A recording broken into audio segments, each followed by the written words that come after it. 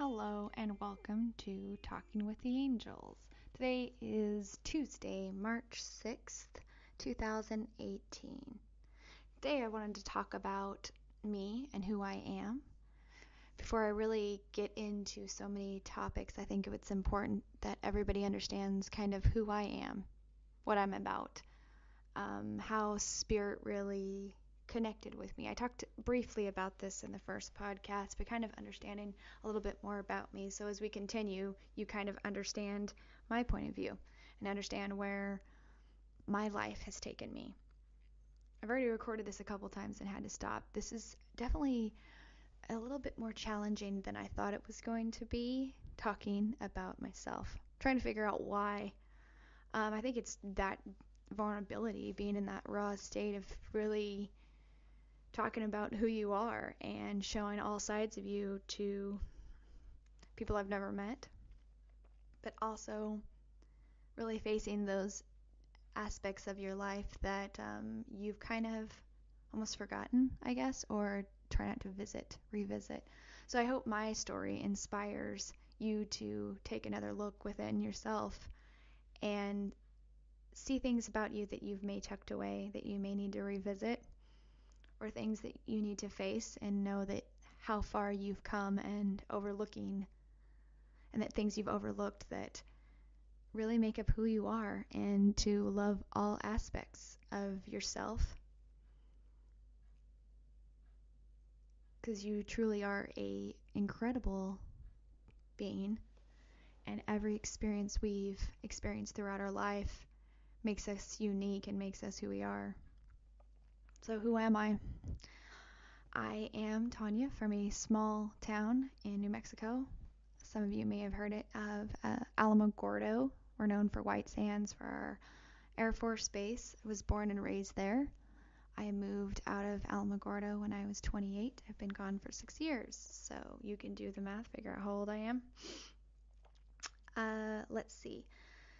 So I've talked a little bit about my sense of knowing and how spirit has always, it's just built into me and built into every single one of us, and it's really pulling out those aspects in your life and trusting who you are. So a couple things to know about me is at the age of 2, I was diagnosed with a subaortic mass. I was the first case in New Mexico. I had doctors from Texas and Colorado to figure out what this was, because they had never seen it. I had a mass of tissue that was around my heart. It was benign, meaning not cancerous, but I had leaky valves. At that state, and I was 2, they told my parents they didn't know how long I was going to live, that I was probably going to live to see my teenage years. So from 2 to about 16, I was in and out of the hospital every 6 months, seeing the doctor, getting echocardiograms, x-rays, EKGs, the whole 9 yards.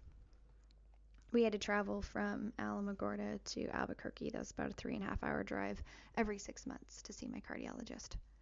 So a trip we made very frequently, my family. I had multiple catheterizations, 1 angioplasty. At the age of 2 was really my first memory of life. I woke up during the procedure and saw doctors above me with a really bright white light. Woke up afterwards to kids screaming and being able to turn my head after surgery. After doing kind of a meditation going back, I realized that I had an NDE when I was 2. Making sense now, realizing that was my first kind of memory of life, because the doctors were like shocked that I had woke up during surgery. So then from 2 to 16, like I said, in and out of the hospital, with them telling me they didn't know how long I was going to live. I made a kind of all the things I wanted to do before I died. At 13, my mom had me write down all the things I want to do before I die. Still have the list in my cabinet. So I was told that I was like a china doll, like it was very porcelain. I had to kind of be careful because I would break. So my whole life I was limited. I had limitations with PE and running and jumping, and couldn't play other sports. was in karate, had to wear a chest protector, just lots of limitations. So I was always kind of appeared different, not only with my heart, but I could feel things. I could feel when people were in pain. I could feel when people were sad. I just knew things about kids around me. I just knew things. And that was always kind of, I don't know, seen as different, and lots of judgment was placed. So moving forward, about,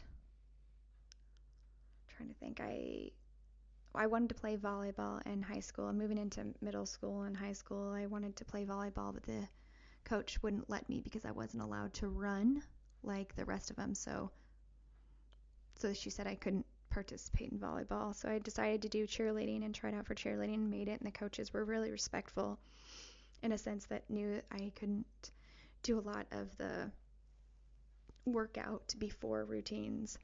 I couldn't do a lot of the stunts, so I was a jumper and a sign holder and, one of those. So it was a lot of fun. I enjoyed being a part of that group, but I was definitely wanting more.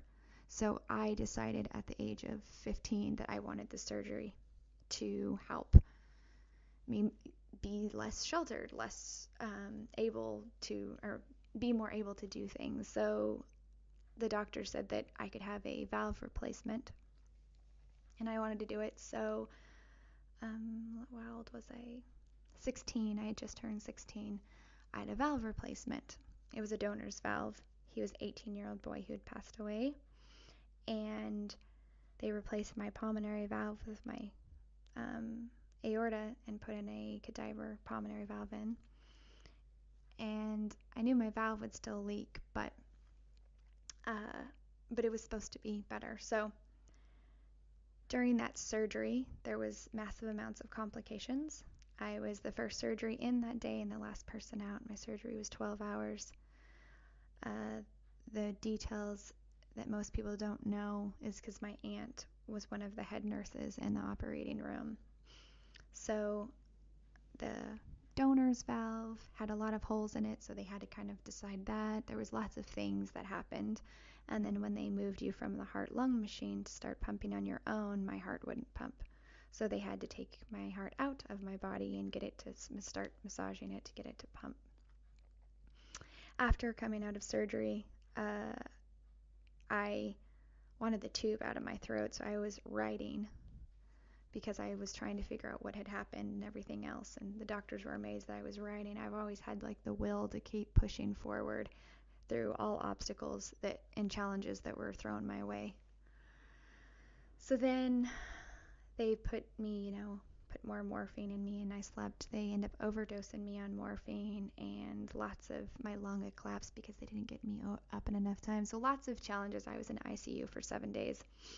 So that was probably the worst procedure I've ever had in my whole entire life. So then moving forward, they said that my heart would be fine. And I had it's a heart surgery line, so I still have a scar on my chest. And kids were not nice in high school, and we all deal with this and deal with bullies and people judging you. And in high school we had this thing called, it was a slam book, and people would write like things they didn't like and like it about you, and they put she would be attractive if she didn't have that ugly scar on her chest. And at that time it kind of bothered me, but not so much, because I thought if it wasn't for this scar I wouldn't be alive today. I was not in a very good place up into my surgery. I was very sickly. So kids were mean, and you deal with a lot of that, but I could kind of see through some of the insecurities, even though I still had my own insecurities. Still working on that, working process. So the doctors always said, okay, well, maybe you'll have a surgery, and this valve should last 5 to 7 years. And then every time I go back to the doctor, oh, well, you're still doing okay. So it's a constant thing that getting monitored. And I think so when people kind of judge a book by its cover, I remember I was at a park one day and a lady's like, well, you just look fine. And I'm like, you have no idea what my life has been, the things that I have overcome, because she said something, I remember what she was talking about, looking healthy or somebody being sick. And that's when I say, don't judge a book by its cover, because you have no idea. That old saying is walk a mile in someone else's shoes. So after having a couple of NDE experiences, and really the sense of knowing and feeling was always so strong in my life. So then after I had my children, my daughter was very intuitive. She was 2, and she started talking about this guy named Brad. I didn't know what Brad was. And she would talk, to, it's like up into the earth, and up into the air, and you're just kind of like, what, okay. And my cousins, I was babysitting my cousin's baby, and he was 5 months old, and my daughter looked at him, and she goes, did you hear what he said? He said this. And I knew my daughter was different just by the things that would happen, and I realized she started talking to her spirit guide. And then my grandma that had passed on my dad's side, my husband got in a car accident, and she told me that grandma was with him in the seat. My daughter was 4. She didn't know that her dad was in an accident because he was at work. Then I started knowing that my daughter had the gift, seeing angels, talking to something, and she goes, Mom, don't you see him? Just looks at me like, don't you see this? And I said, no, honey, I don't see them like you see them. So that was constantly through my life. People would pass away and I could still feel them. I could feel their presence. I would see things, but I didn't really think I was different or acknowledge it. I just kind of thought everybody kind of had always still felt their loved ones as they passed, and have dreams about them. I would dream about them constantly. And I thought everybody kind of dreamed about it. I just kind of assumed everybody did the same thing as I did. So, how many years has it been? 3.5? Oh, now, excuse me. It's been 6 years. I was going to say before then. When I met my husband, my ex-boyfriend had passed away. And we were really close in high school. And he was like one of my like little high school crushes, loves. And we were still close throughout our high school years. As when he got in an accident and he passed away, he would visit me constantly. And I'd say, what are you doing? Like, I know you're here. I can feel you. And I was laying in bed one night, and I said, if you were here, I said, move something so I know it's you. And the shower bottles, my shampoo and shower bottles in the bathroom in my shower fell over. I said, okay. And I could feel him when I was putting on my makeup. I could feel him standing beside me. And I just told him, okay, like, Gabe, go to the light. You're fine. Like, hi, I see you, recognize you're here. He bugged me for probably about 4 years until he kind of did his thing and moved off. And then I started really meditating and kind of stepping into that a little bit more. And my grandma was always my spiritual teacher. She was the one that really worked with me kind of throughout my life and talked to me about spirituality. And I told her I was meditating, and I met my spirit guide. And she's like, oh, that's great, honey. And I told my girlfriends, I was like, dude, I meditated, and I met my spirit guide. You guys should do this. It's so awesome, because my friends didn't meditate. So I assumed everybody, when they meditated, they met their spirit guide, not knowing that I was different. And my grandma was always my cheerleader. And at this time, my grandma was diagnosed with cancer, and she had fought really, really hard, and they told her cancer was gone, and that she kind of kicked it, and that was in November. And she didn't see her doctor. I think they were waiting like for so many weeks. And then in January, she said, because we would talk a lot,